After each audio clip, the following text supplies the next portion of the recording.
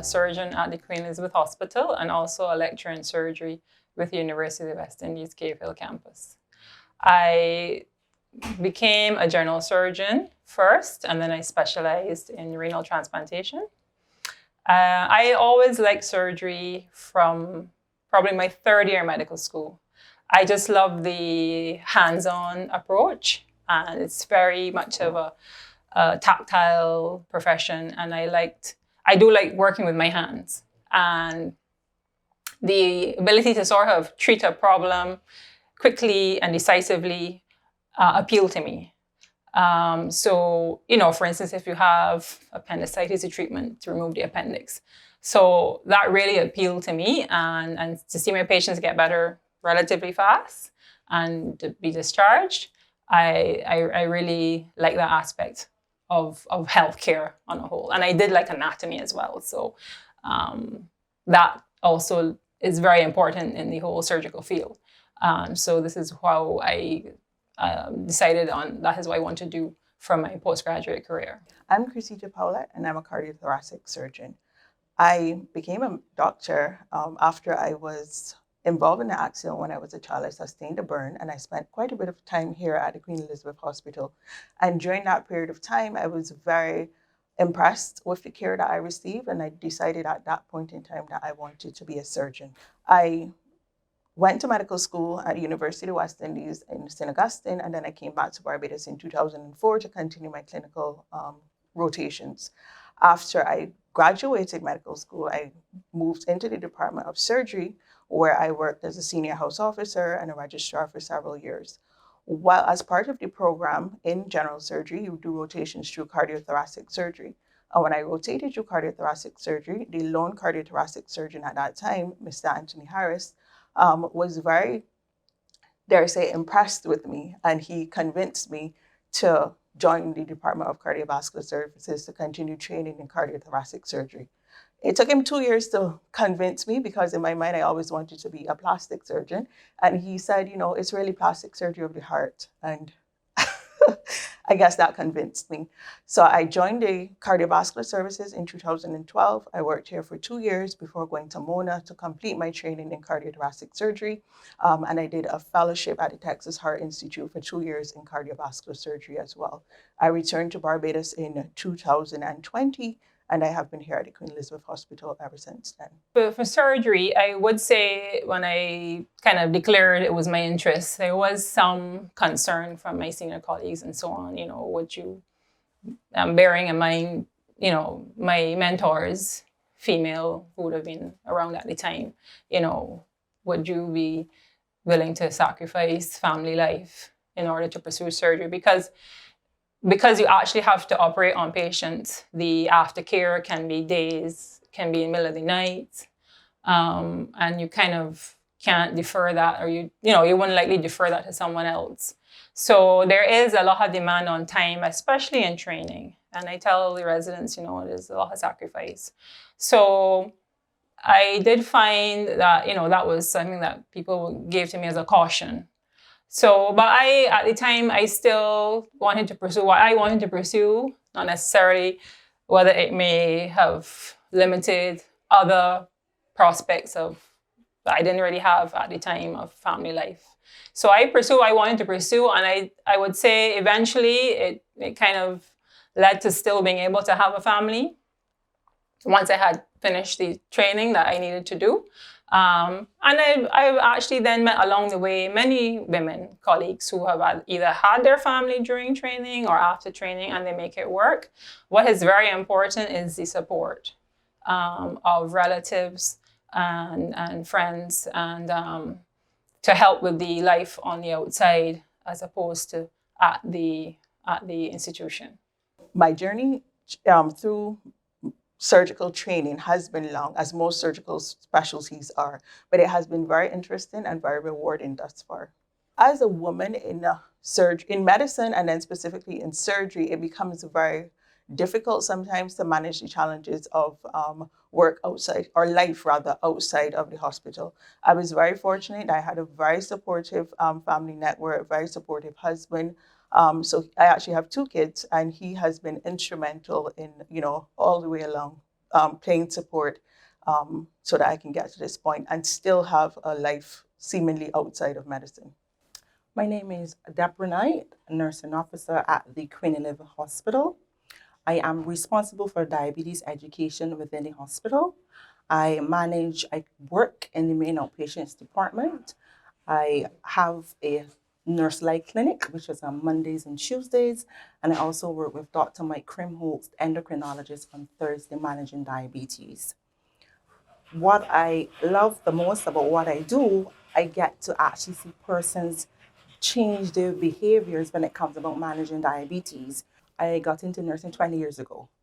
And at that time, it was a profession that I wasn't passionate about, but because I came into it and I had the privilege to work with nurses that showed me through experiences how to be the best person that I could be as a nurse, I grew to love it, and hence when my passion grew about diabetes. I'm Natasha Packett, and I am a surgeon in general surgery and transplant, renal transplant. I decided to become a doctor from approximately the age of 3 years old because my father was a doctor, and I got to be exposed to things and hear things, and it always interests me to be able to do like he did and help patients out, heal patients and comfort them in their time of need. I graduated from medical school in 2003, and then I had to do an internship for 2 years. So officially became a doctor in 2005. So that is over 15 years now of being a doctor.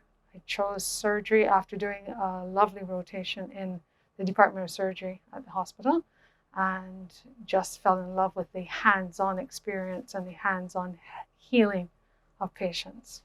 Despite there not being a lot of women in surgery, I was able to see Dr. Miss Chapman in that role and realize that it is possible to do surgery and be a female. Dr. O'Shea was also a few years ahead of me and showed me that it can be possible.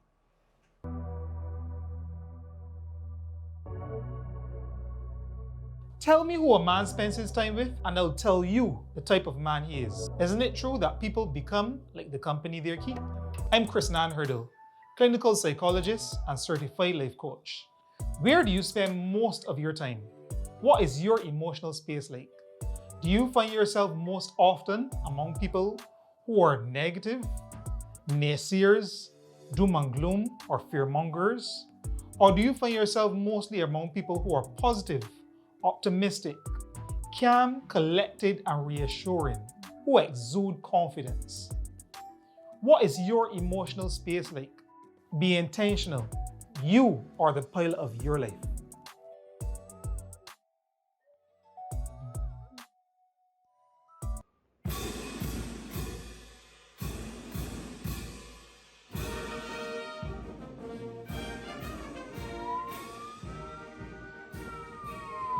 The Barbados Police Service is a dynamic organization which caters to the needs of all residents by providing excellent customer service within our communities.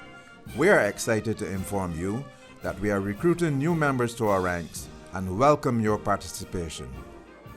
We are building the Barbados Police Service within our communities.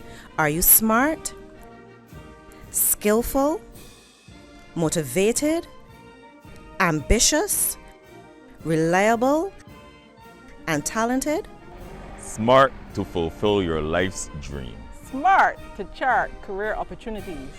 Smart to make a difference. Smart to pursue economic sustainability. Smart to enable change.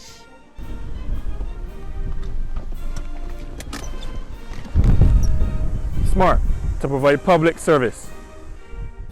I say to you today, if you have a love for people, if you enjoy nurturing your communities and taking care of persons, then definitely the Barbados Police Service, of which I am a proud member, is the place for you.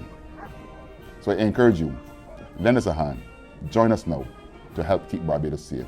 Come join us, join me in making our country a safer Barbados. Your place is here. in the Barbados Police Service. Come, join our ranks and chart a career of economic sustainability. Make that difference as an agent of change while providing public service as you fulfill your life's dream.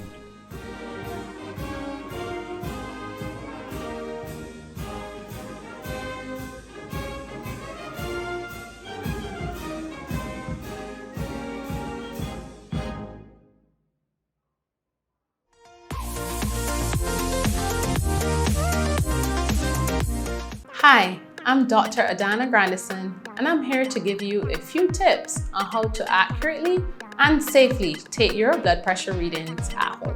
Before taking your measurement, sit in a calm, warm environment.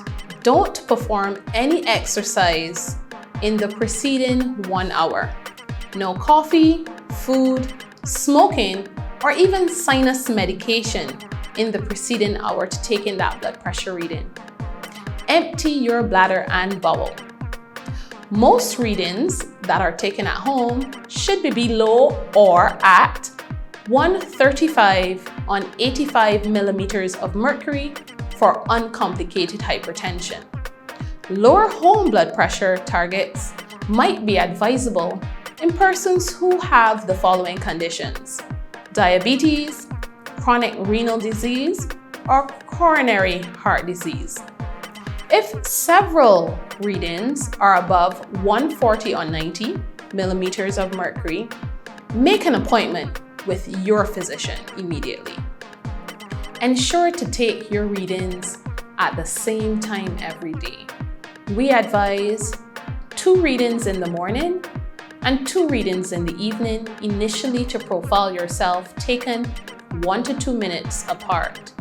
However, once you have established a baseline, you can choose a time suitable to your schedule where you can monitor your blood pressure readings.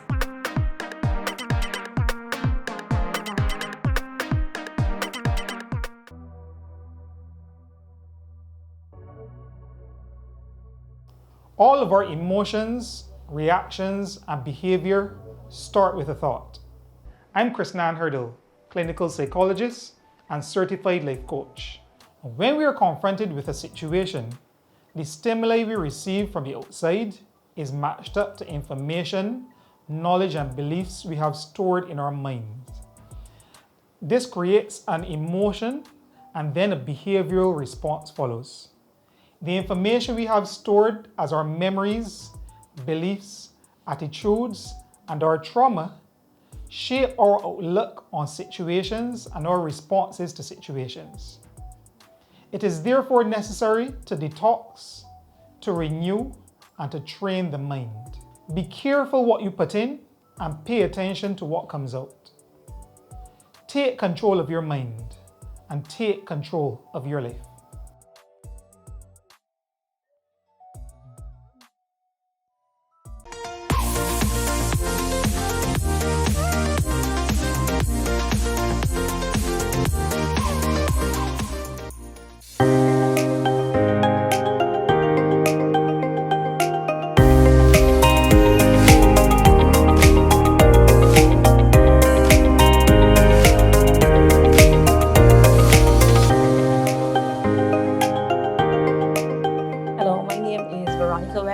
I am a registered nurse, nursing officer here at the QEH. My specialty happens to be wounds. I have specialized in wound care management.